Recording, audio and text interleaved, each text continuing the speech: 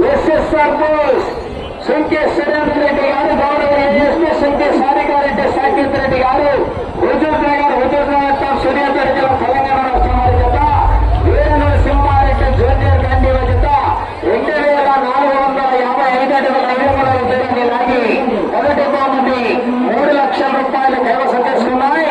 రెండో బహుమతి కైవసం చేసుకున్నటువంటి వెంకటమాలి శ్రీ లక్ష్మీ నరసింహస్వామి ఆశీస్సులతో మాటల చంద్రబాబు రెడ్డి గారు చోటపల్లి గ్రామం పెద్దపేట వైఎస్ఆర్ కడప జిల్లాకు కమ్మాయి.